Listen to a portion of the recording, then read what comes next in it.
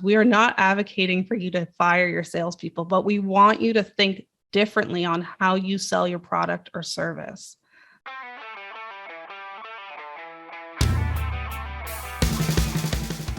Welcome to the B2B Digital Marketer Podcast, a podcast helping you to end your struggle with digital marketing, helping you to pave a new and better path to target and capture your ideal customer. Each week, we teach you how insiders and experts debunk the dreary and become engines of innovation. Now, here's your host, Jim Rembach.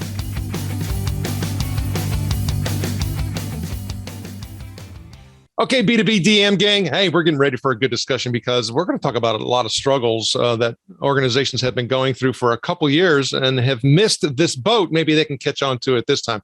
Matter of fact, before we started recording, Jessica and I were talking about the stock market. And she was, I'm not going to reveal her stock purchase, but she said she got a little wise last night, smacked her husband at like 3 o'clock in the morning and said, hey, we need to buy this stock.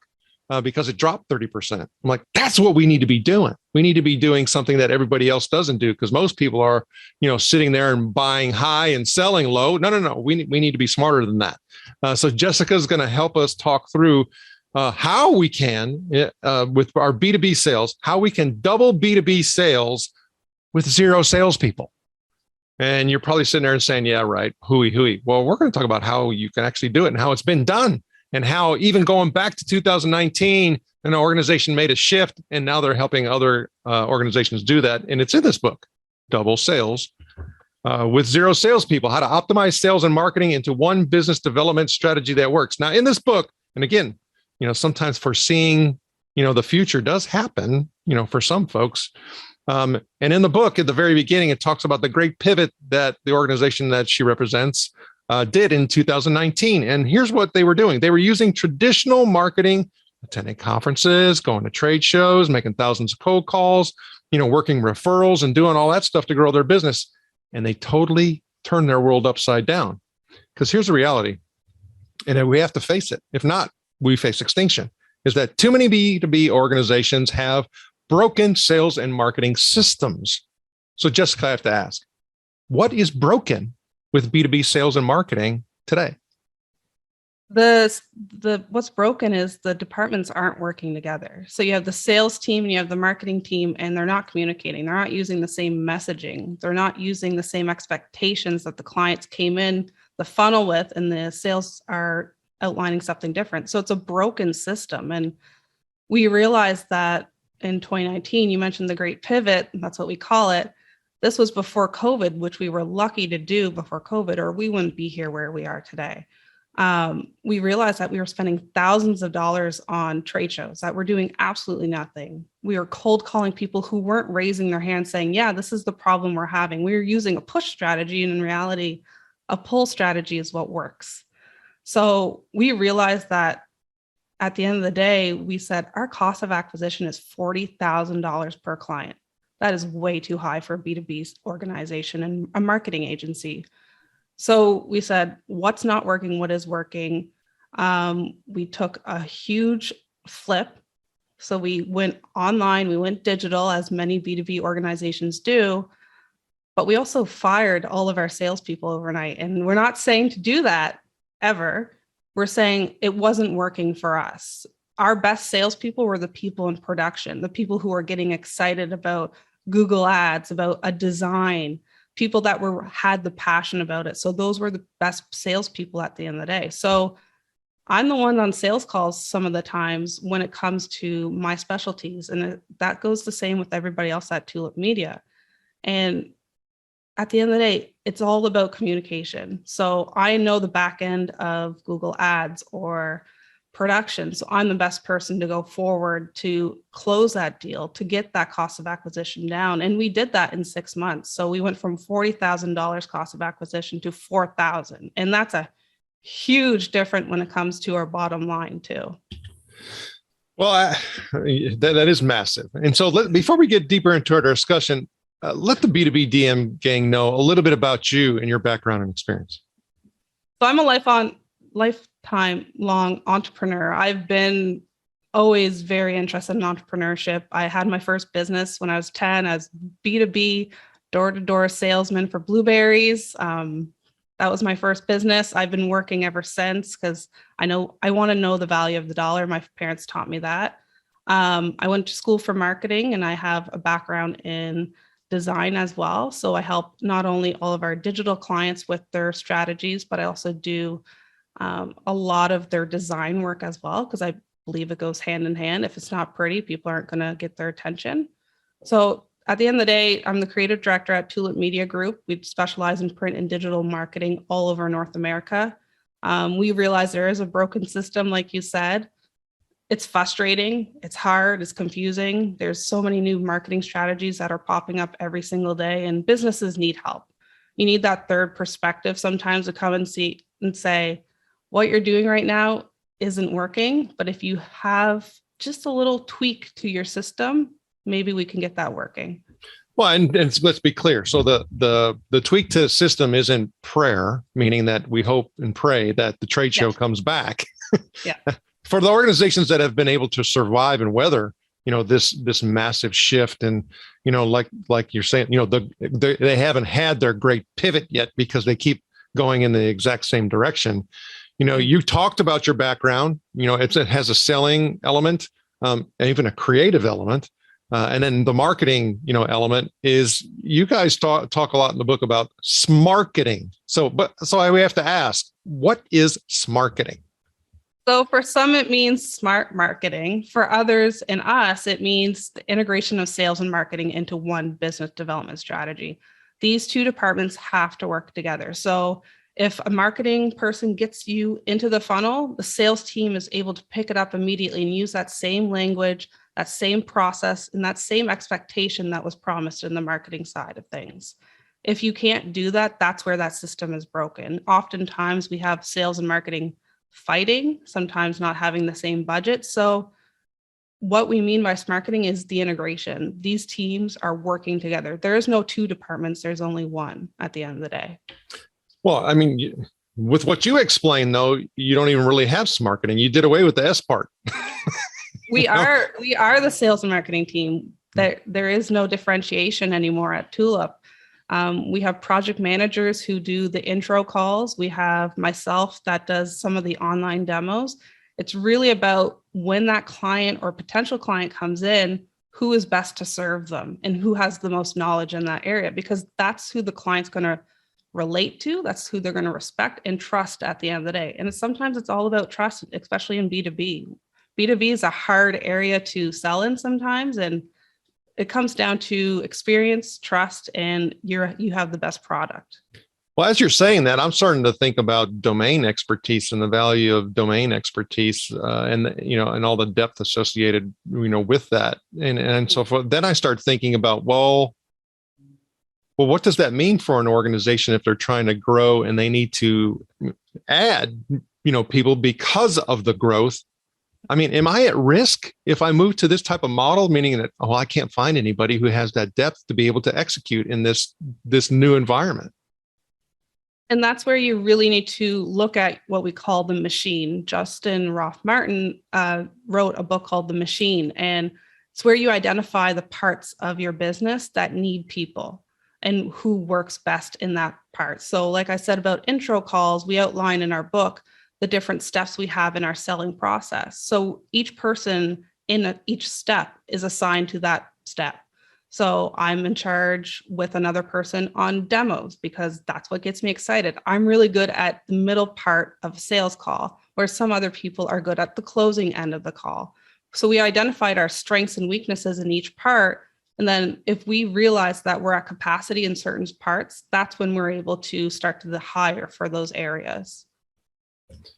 Okay, so then, it's still kind of, for me, help me understand. So is it higher for those areas, or I know that I have to put a person in place with certain aptitudes and abilities and competencies, and then I know I just have to develop that? It's more of a development sometimes.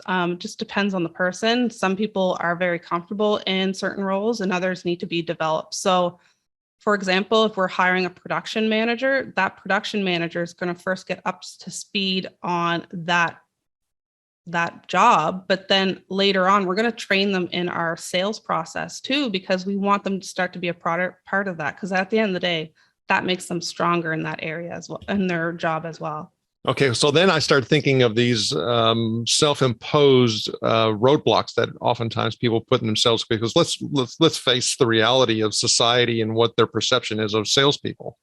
It's like, I don't want to have to go home and take a shower, every single day because I feel dirty of doing my job. I want to go home and to take a shower for other reasons, right? So, I mean, how is that part of the entire, prospecting and hiring and all of that is you look for certain, like talking about the whole competencies piece and saying, okay, and then therefore we can start indoctrinating them and developing them so that it becomes more of a natural thing. Because here's and the reason I say that is because, I come from a very strong customer service background, and there was always this dilemma of, having customer service do more selling, because if it's customer service, and if you do it the correct way, you could potentially solve somebody's problem by selling an additional product. So therefore, is it really selling?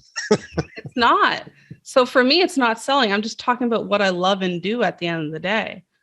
I love marketing. So when I'm talking about Google Ads or blog posts or email newsletters, it's not selling to me. It's just talking with another person who's interested in potentially that service. So it becomes across more relatable. It comes across more authentic, and it's more transparent too, because we will turn down clients who we say, this actually might not be the best fit for you because you don't have the budget or you are better focused somewhere else. So we come across more authentic, and that communication is just stronger with that potential client. And we close faster because of it. Okay. So then, as you said that, I'm thinking that oftentimes you're telling people what you can't do for them versus what you can. Is that correct? We will definitely tell them what our programs are, but sometimes we get down the road with them in what we call an intro call, and they'll say, yes, I'm looking for XYZ. And sometimes we'll say, actually, what you really need is a new website because you don't have a website that's currently functional. So sometimes it's leading them down the road that they actually need, but we're still listening at the end of the day and providing solutions.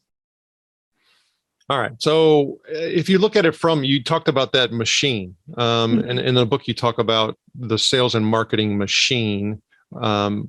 So how has it shifted from pre-2019 to what it is today? And I'm sure it's even evolving, and we'll get into that in a second. But how has it shifted?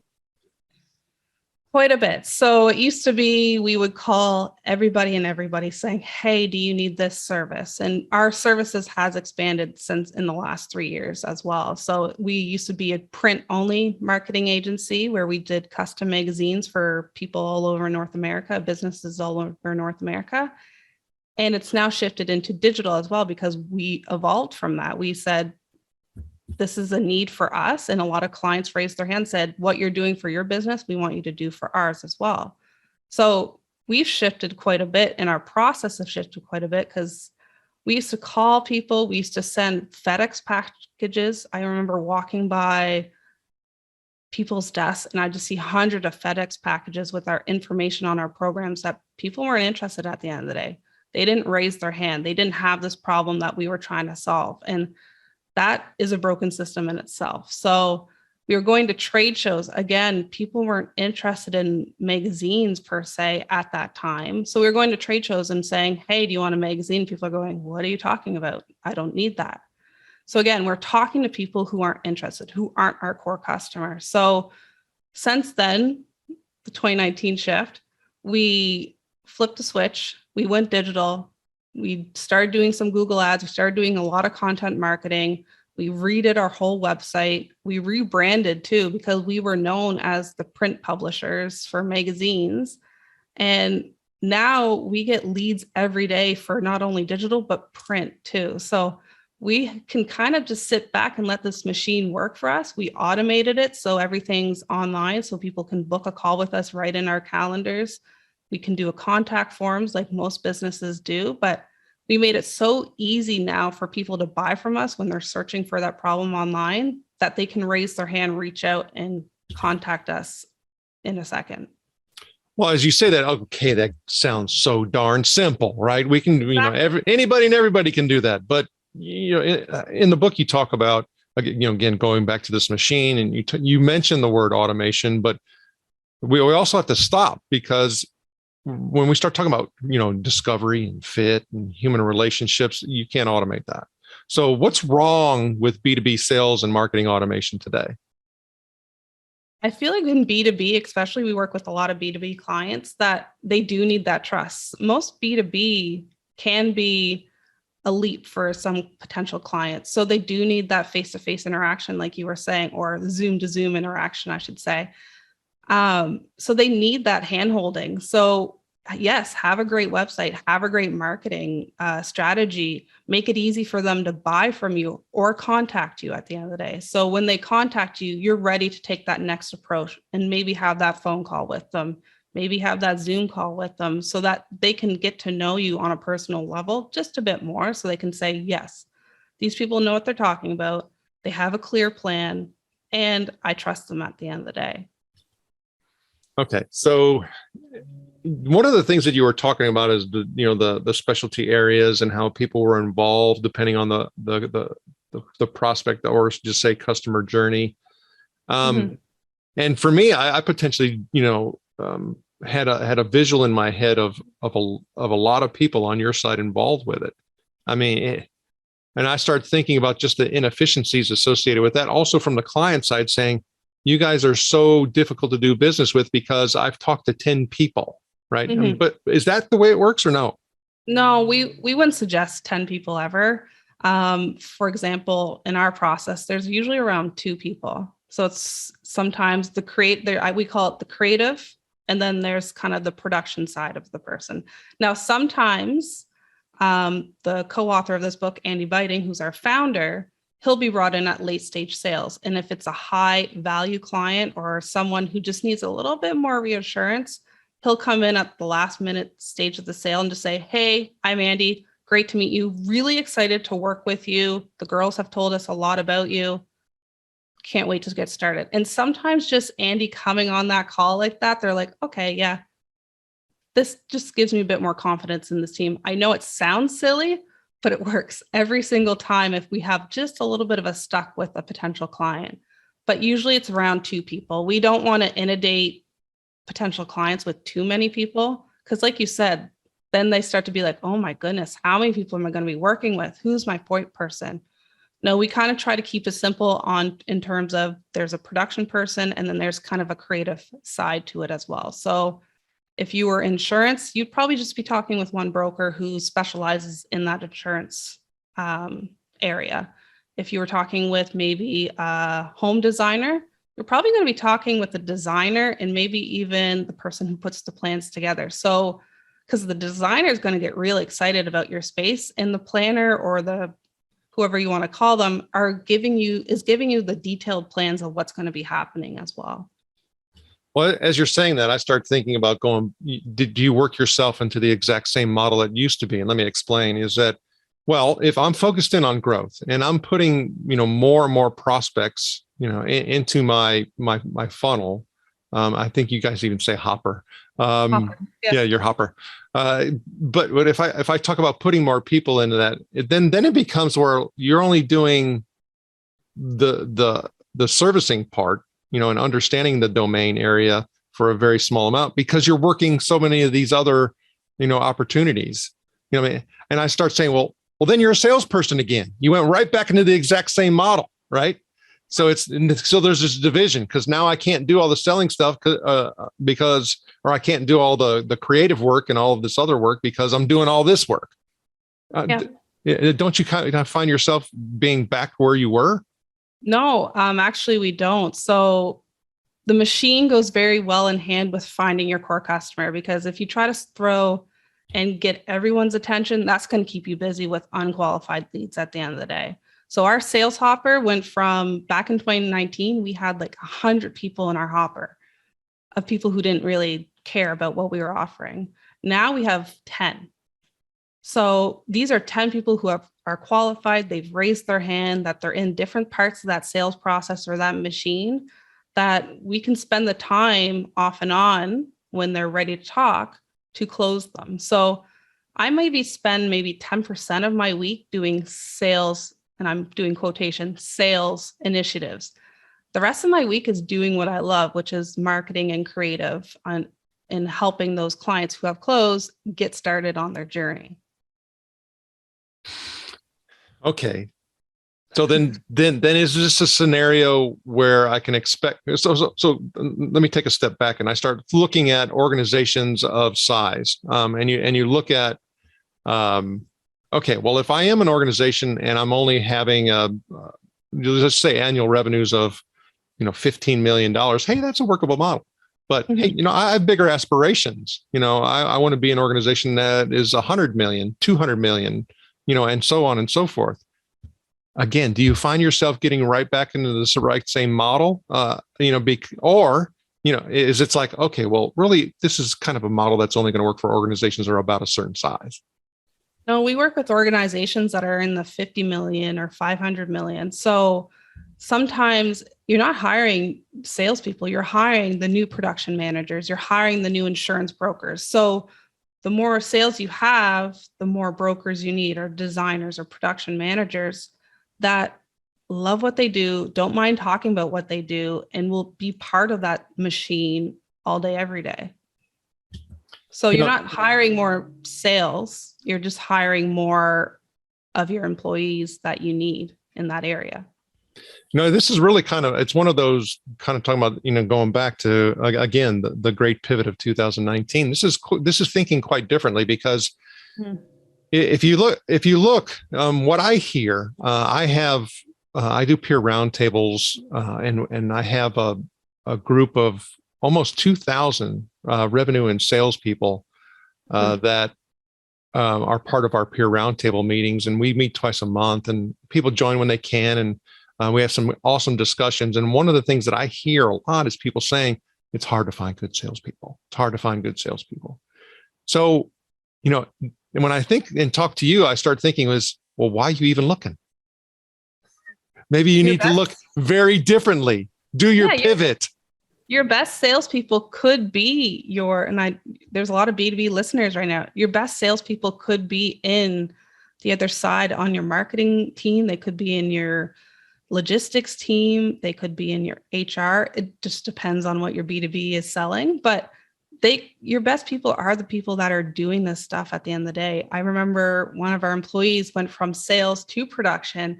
And when she got into production, she goes, wow, I did not realize the steps you guys had to take in terms of getting a magazine out, in terms of doing a Google ad or a blog post.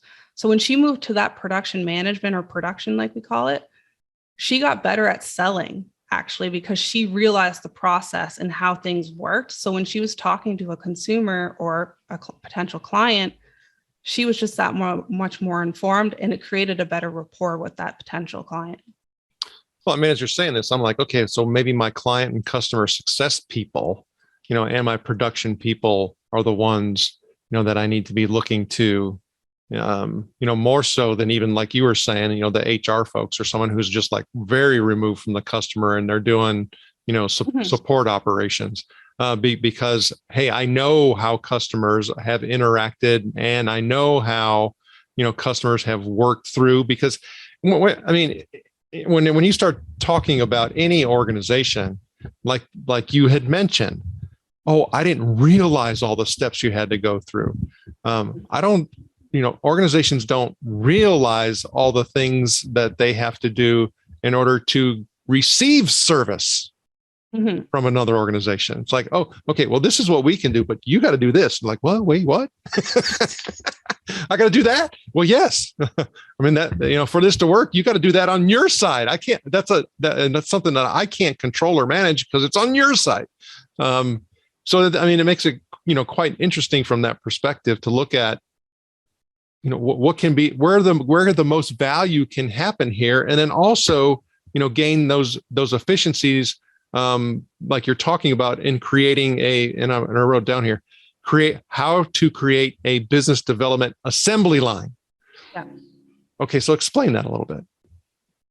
Yeah. So A business development assembly line is how you start to fill your hopper. It's how people can start to reach out to you. So, for example, our business development assembly line is the first step is they reach out to us through our website with that book a call or contact us. Really, everybody's different. Some people love talking on the phone. Some people prefer email. So we do have two options for our clients or potential clients.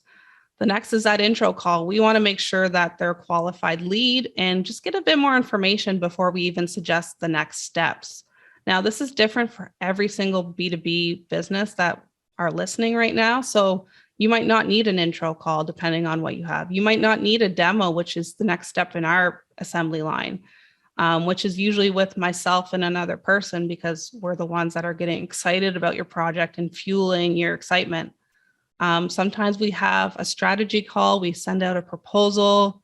We'll do a finishing call if there's any other questions. And then that's when the agreement is signed. Now that sounds like a lot for some. And again, that's for Tulip Media. That's what we do. But if you're in B2B and you're just selling straight to a dog food manufacturer, I don't know, I'm just making that up. You might not need a demo because they're just going, no, I like your products. Let's just sign the agreement. So it really depends on what business you're in, what industry you're in. But at the end of the day, what's important is you need to make it as easy as possible for the potential client. So if you have too many steps in your closing process, then they're going to just drift off. Now, we've kind of found that the steps that we outline in our book are what is needed for people to spend 5 figures with us, 6 figures with us, because at the end of the day, that's a big price tag. And sometimes marketing agencies don't get the best reps. So we need to build that trust with them. So those phone calls are needed. Those online demos are needed so they can get that feedback. They can get that outline of what we've done in the past so they can just have that trust with us. Well, okay. So, but if I'm an organization so your organization had the opportunity of, already having some, an established brand, having some legacy, having some presence already. But if I'm sitting here and I'm saying, okay, I don't have that benefit and luxury, because of, COVID and things that have changed, I now have to focus and pivot, to the digital end, but I'm essentially starting from not the place you were, right? So I'm having to go, I don't have the presence. I don't have, but what you were saying and how you explain people get into your hopper, that was demand generation, and it was inbound related. Well, if I have no presence, I'm now looking at 18 to 24 months to even get presence in order to start filling my hopper. I ain't got time for that. Yep. So what do I do? So best thing that you can start to do is look at your storefront. So whether it's your website or your Facebook page, get that ready for consumers. Then start maybe doing some PPC advertising or some blog posting, because you need to get that organic up on Google, but you also need to start getting people who are raising their hand at the end of the day. So people are typing in, going to go back to the insurance agency, car insurance near me into Google, your ads popping up. So you're starting to get that inbound traffic. Now, you probably also have some, if you're in B2B, some past clientele or some clients you work with, start to get some feedback from them.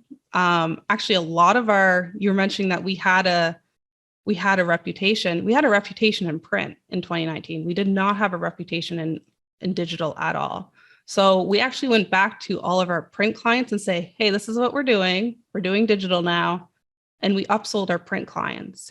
So there was another avenue for us. Now, that might not be an avenue for your listeners, but your current clients are your best advocates as well. So there might be some word of mouth. There might be some referrals that you can generate off that. But at the end of the day, if you don't have time to start doing this machine or building your machine, at least get your storefront ready and start doing some advertising, some social ads, just depending on what business you're in, but probably LinkedIn more than Facebook or anything because it's B2B, but start getting some traffic, even if it's paid to your site, because then you start to see what people are looking for.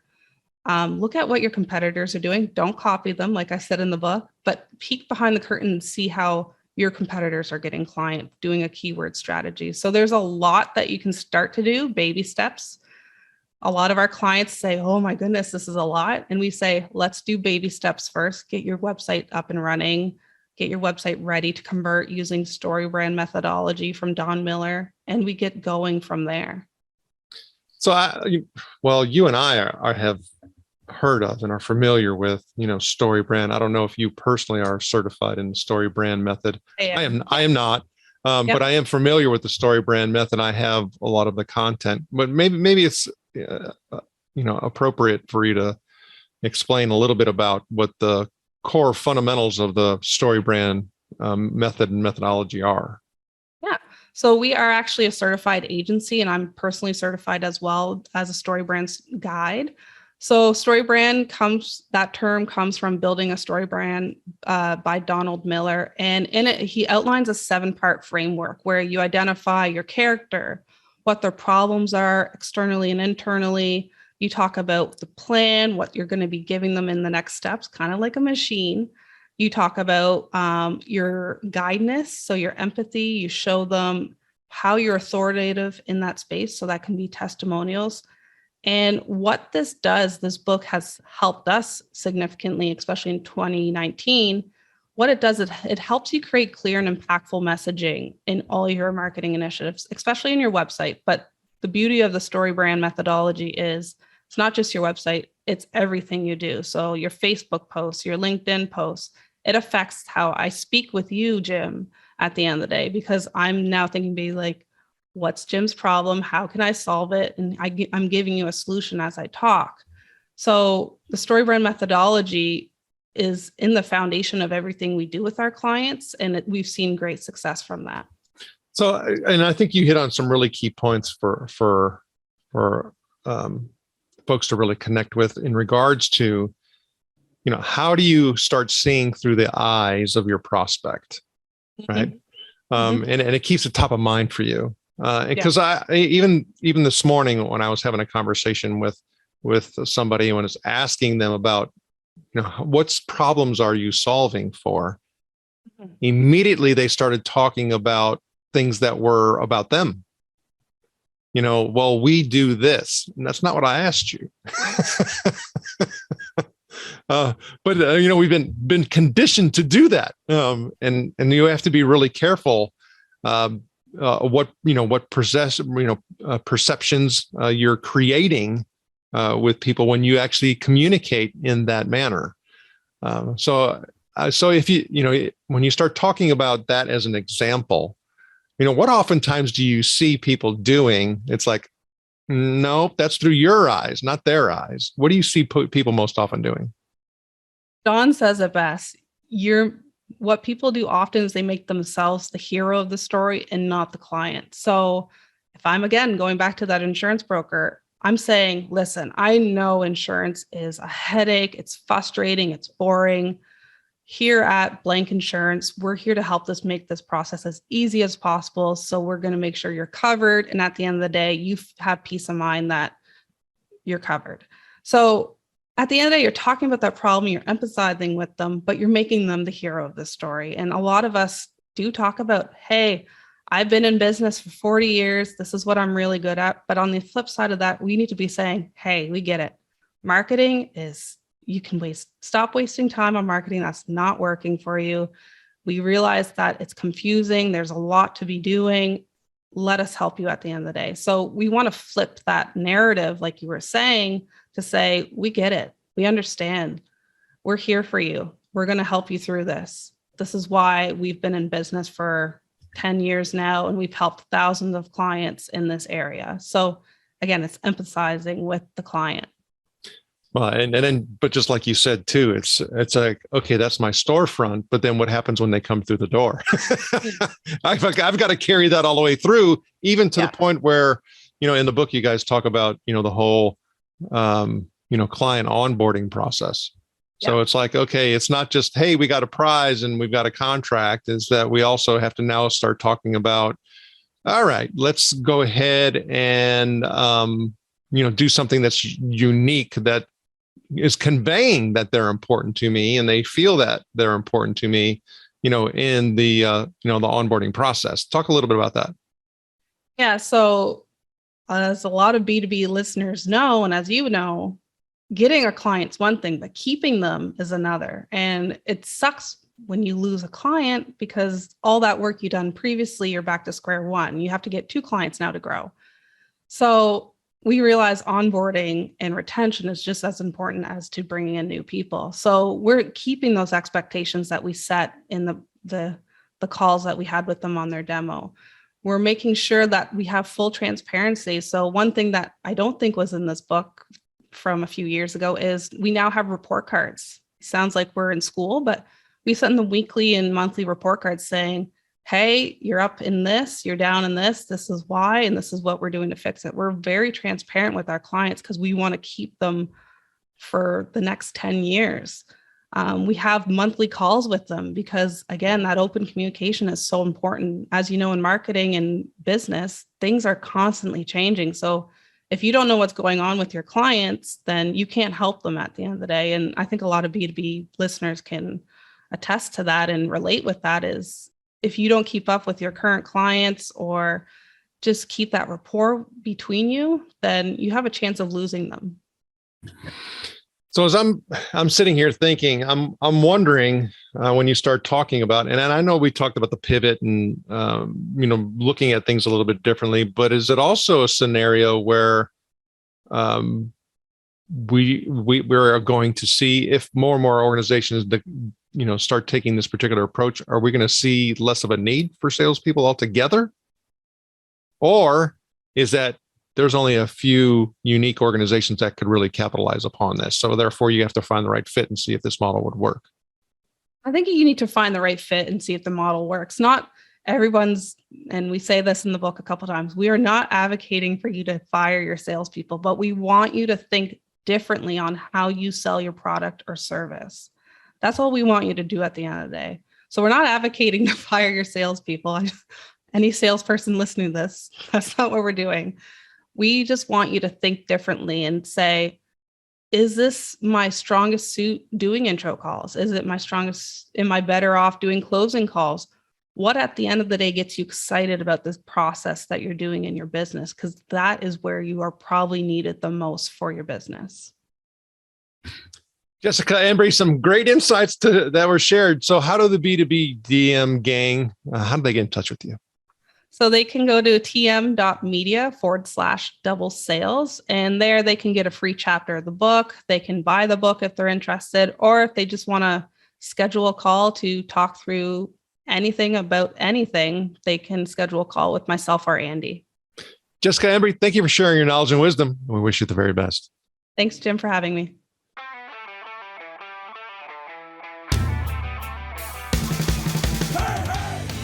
Thank you for joining us. Go now to join the B2B DM gang in the B2B Marketer LinkedIn group, where you can connect with other B2B DM disruptors and get access to our B2B DM cheat sheets, checklist, and guides.